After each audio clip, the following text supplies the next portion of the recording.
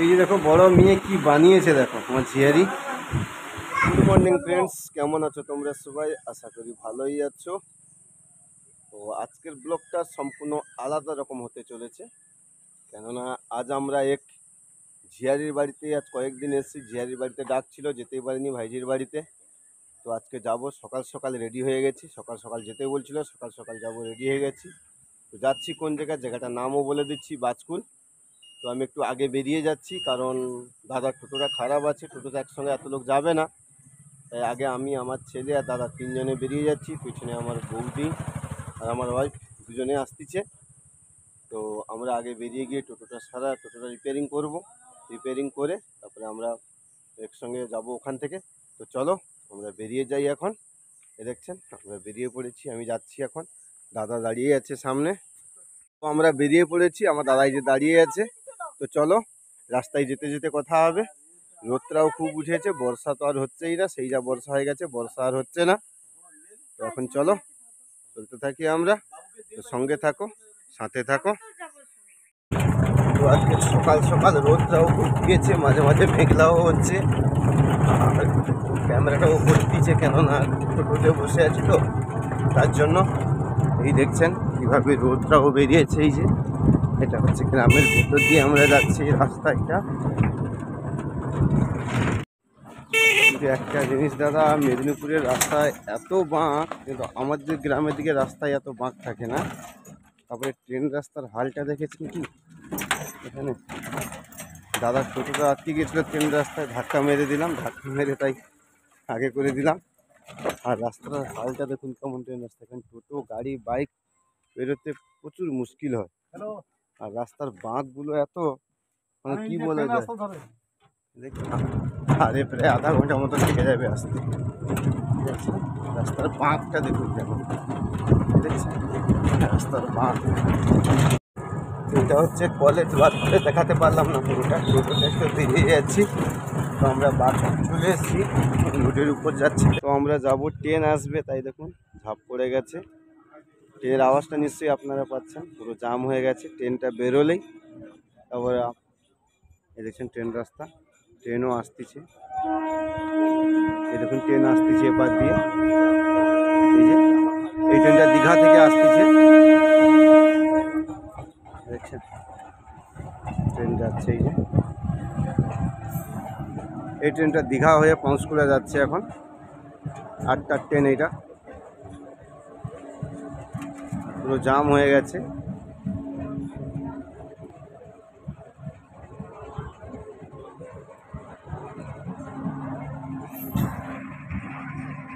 তোমার দিদি ভাই চলে এসছে, আমার বৌদিও চলে এসছে।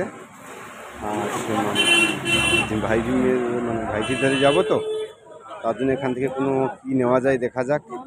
এখানে আম আছে, লেবু আছে, আর কি মেন ঝড়ির ধারে গেলে কী নেবো, আর আম, কলা, মিষ্টি এসবই নিয়ে যাব আর কি। আর পুরো প্রপার বাজপুরের স্ট্যান্ডেই চলে এসেছি আমরা। এই যে বাজপুরের ওভারব্রিজ দেখতে পাচ্ছেন, এই যে গাড়িও যাচ্ছে উপর দিয়ে, দীঘার দিক থেকে গাড়ি আসতেছে। এগুলোর মধ্যে মাছ যাচ্ছে লোড হয়ে, চিংড়ি মাছ দেখছেন। আম, কাঁঠাল, মিষ্টি আর কলা, এই 3-4টে জিনিস নিয়ে আমরা ঝড়ির বাড়িতে যাবো। এই প্রথম যাচ্ছি আমরা, জানি না। এখানে একটা কাঁঠাল দোকান দেখেছি, এখানে এসে তো এখানে একটা কাঁঠাল দোকান দেখছি আমরা। তো এই কাঁঠাল দোকানে এসেছি, কাঁঠাল চেক করব।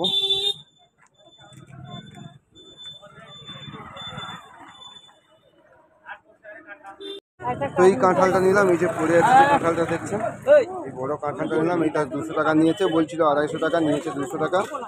এই যে এই কাঁঠালের দোকানে, এটা হচ্ছে বাজকুল। তো আমরা জামাইয়ের বাড়ি যাচ্ছি।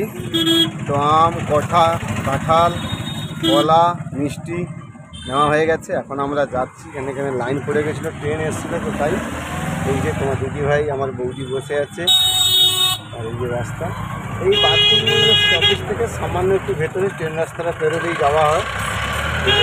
ট্রেনটা এসেছিলো বলে জামে পড়ে গেছিলাম, আর এখন আমরা যাচ্ছি। এই যে এই এসছি, আগে তোমাদেরকে দেখিয়েছিলাম, ইনি হচ্ছে বড় জামাই। এই যে, আর এই যে বাড়ি, এই পা দিয়ে যাওয়া হবে। বাড়ির সামনে দেখেছেন ভেড়ি গাছ, এই যে দেখছো। তো চলো ভিতরে গেলেই তোমাদের সঙ্গে সবার সঙ্গে পরিচয় করিয়ে দেব।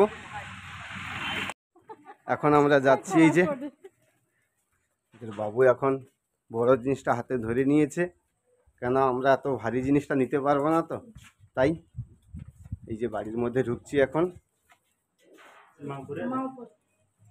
এই যে সিঁড়ি উপরে ঘর আছে, আর ওখানে দাদা শুয়ে আছে। এখন দাদা বাজারে গেছিল, বাজার থেকে এসে শুয়ে আছে। আমরা এখন ছাদে যাচ্ছি উপরের দিকে। এই দেখছেন, এটা হচ্ছে আমার ঝিয়ারি জামাইয়ের রুম, ওপারেও রুম আছে। এখন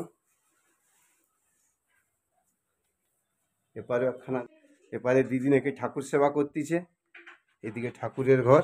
এই তো দিদি এখানে বসে আছে, ঠাকুর সেবা করছে, দেখুন দেখছেন।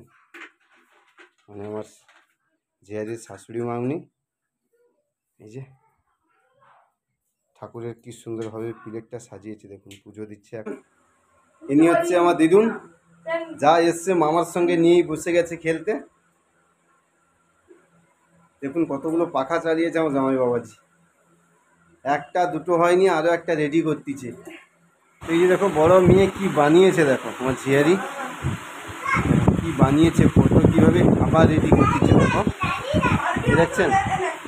এই যে সব রেডি করতেছে, এত কিছু করার কোনো প্রয়োজনই ছিল না বলছি। এবারে রেডি করে করে আগ পা করছে। কাকু সকাল থেকে এসো, মা বাবা কাকু কাকিমাকে সকাল থেকেই আনো, দেখছেন। শাশুড়ি জামাই আমার দাদা সবাই সকালে টিফিন করতে বসে গেছে। আমার ছেলেও এই যে এসছে, এই যে ঘুগনি মুড়ি ডিম ভাজা মিষ্টি আমার জামাই বাবাজি খাচ্ছে।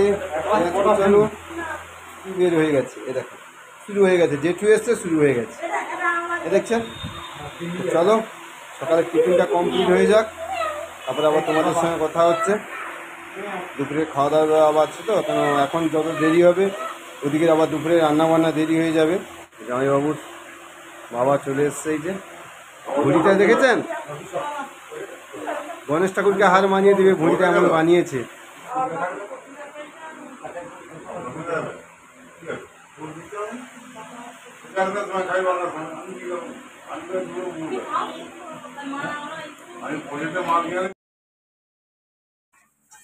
সকালের টিফিনটা দেখেছিলাম, টিফিনের পরে আর সেরকম কিছু হলো না। তারপরে আমি একটু বাজার দিকে চলে গেছিলাম, তোমার দিদিভাইয়ের কাছে মোবাইলটা ছিল, উনি ঘুমিয়েও পড়েছিল, তাই ভিডিওটা করতে পারেনি। তো এখন দুপুরের খাওয়া দাওয়া রেডি হয়ে গেছে, আমরা খেতে বসে গেছি, যে সবাই বসেছে আর আমার ঝিয়ারি খাবার বাড়তিছে, সবাই গোল হয়ে বসে গেছি এখানে। তো চলো আর দেরি না করে দুপুরের খাওয়া দাওয়াটা সেরে নিই। দুপুরের মাংস ভাত, তারপরে হয়েছে তোমার কাঁকরোল ভাজা, মুরলা মাছের ঝাল। চলো জমিয়ে খাওয়া দাওয়া হোক। আজ খেতে খেতে বেশি কথা বলাও ঠিক না, চলো খাওয়া হয়ে যাক।